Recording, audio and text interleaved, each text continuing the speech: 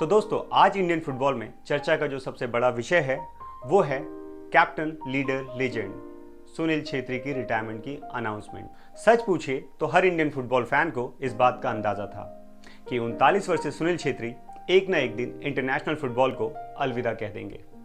पर जितनी सच्चाई इस बात में है उतना ही सच ये भी है कि हर इंडियन फुटबॉल फैन ये चाहता था कि ये दिन जितना देर से आए उतना अच्छा। सुनील छेत्री इस देश के लिए जितना ज़्यादा खेलें उतना अच्छा।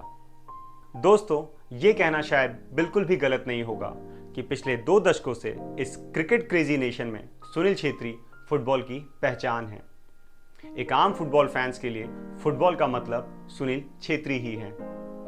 उस दौर में जहां फुटबॉल के किस्से रोनाल्डो और मेसी के कारनामों से भरे हुए हैं, ऐसे में अपने शानदार प्रदर्शन से सुनील छेत्री ने उसमें एक पन्ना अपने नाम का भी कर लिया है। अगर फुटबॉल की दुनिया मेसी और रोनाल्डो को फुटबॉलिंग गॉड की तरह याद करेगी तो सुनील छेत्री फुटबॉल की दुनिया में एक कभी ना हार मानने वाले वॉरियर की तरह याद किए जाएंगे। तो दोस्तों हमारी आज की वीडियो में हम इसी महान फुटबॉल खिलाड़ी की जिंदगी से जुड़े कुछ और इंटरेस्टिंग एंड इम्पॉर्टेंट किस्सों को जानेंगे।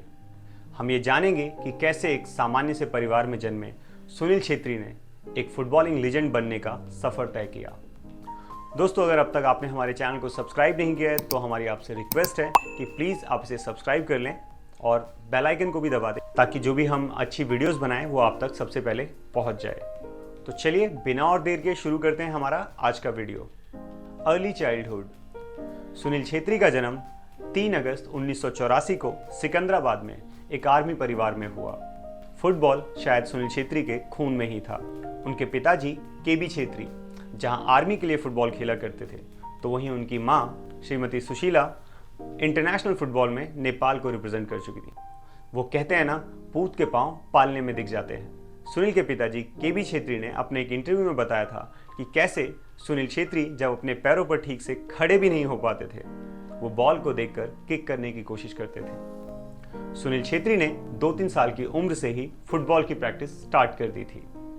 उनकी पहली कोच, उनकी टीममेट और उनकी कॉम्पिटिटर तीनों ही उनकी माँ थी। उनकी माँ ने एक इंटरव्यू में बताया कि कैसे सुनील छेत्री गेम को लेकर इतना पैशनेट थे कि जब उन्हें खेलने का मौका नहीं मिलता था या उन्हें टाइम नहीं मिलता था तो इसके लिए अपना सर दरवाजे पर मारा करते थे और मजबूरन उनकी माँ को उसके साथ जाना ही पड़ता था। मैदान में जहां सुनील छेत्री कभी ना हार मानने वाले एक जुझारू प्लेयर के रूप में जाने जाते थे, वहीं मैदान के बाहर सुनील छेत्री काफ़ी कंपैशनेट थे। इसी से जुड़ा एक किस्सा कुछ यूँ है। एक स्कूल लेवल के आर्मी फुटबॉल टूर्नामेंट में जब छेत्री को 1500 रुपये का इनाम बतौर बेस्ट प्लेयर अवार्ड के रूप में मिला, जिससे कि उन्हें एक जूते खरीदने थे, पर छेत्री ने इन पैसों से एक नहीं बल्कि 2 जूते खरीदे, एक अपने लिए और एक अपने पिताजी के लिए जो कि आर्मी के लिए फुटबॉल खेला करते थे। ये दिखाता है कि सुनील छेत्री कम उम्र से ही अपनी जिम्मेदारियों को समझने लगे थे और यही शायद एक अच्छे लीडर की पहचान होती है। Footballing career. स्कूल लेवल पर कई फुटबॉल टूर्नामेंट जीतने के बाद सुनील छेत्री को उनका पहला रियल ब्रेक सन 2001-2 में Delhi based football club city club Delhi के साथ मिला। सिटी क्लब उस वक्त डूरंड कप का क्वालिफायर्स खेल रही थी।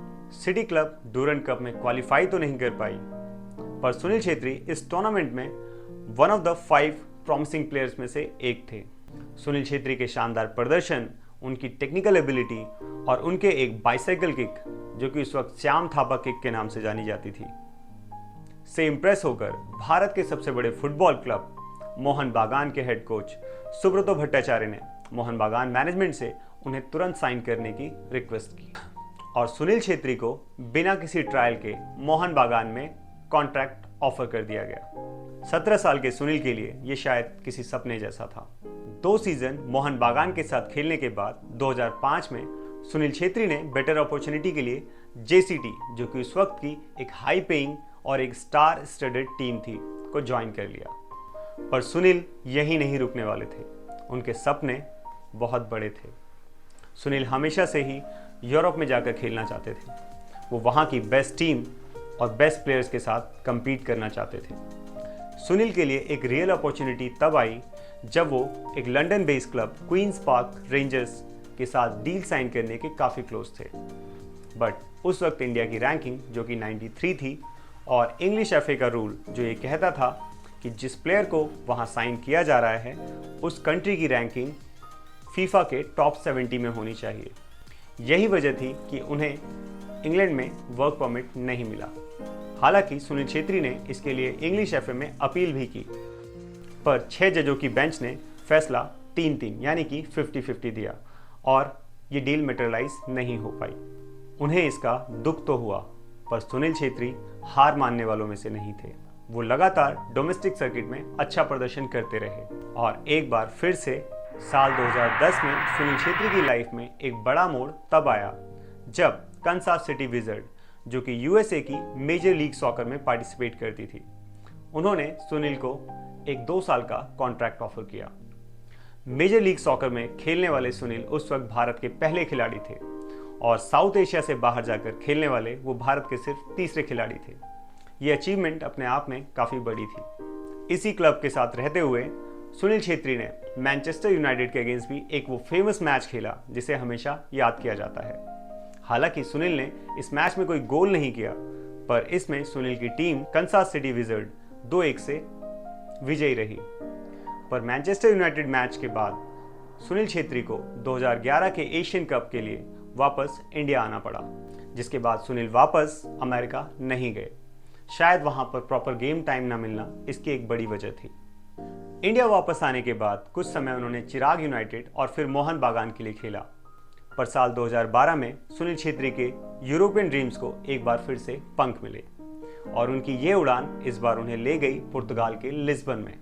पुर्तगाल के क्लब स्पोर्टिंग लिस्बन के साथ सुनील छेत्री ने 2 साल का कॉन्ट्रैक्ट साइन किया। दोस्तों, हम आपको बता दें, ये वही क्लब था जिसके लिए कभी रोनाल्डो खेला करते थे, पर इस टीम में सुनील छेत्री को मेन टीम में जगह नहीं मिली। उनको रिजर्व्स के साथ रखा गया।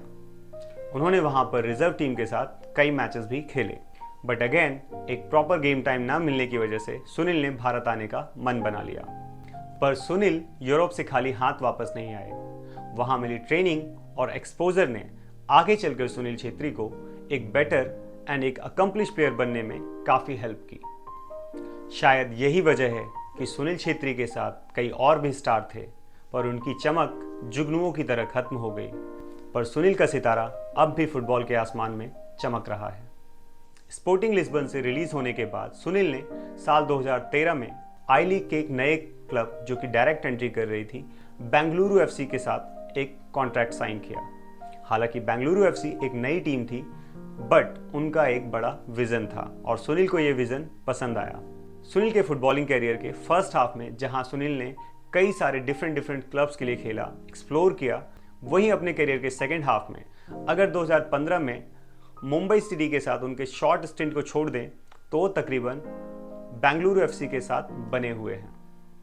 ये साथ जो 2013 में शुरू हुआ था वो अब तक कायम है। सुनील छेत्री ने इसी बेंगलुरु एफसी के साथ साल 2016 का एएफसी कप का फाइनल खेला, जो कि आज तक के किसी भी इंडियन क्लब फुटबॉल का एएफसी क्लब कंपटीशन में सबसे बेस्ट रिजल्ट है। अगर बात करें सुनील छेत्री के इंटरनेशनल करियर की, तो सुनील छेत्री ने अपना इंटरनेशनल करियर 12 जून सन 2005 में इंडिया के आर्क राइवल पाकिस्तान के अगेंस्ट क्वेटा में मैच से की।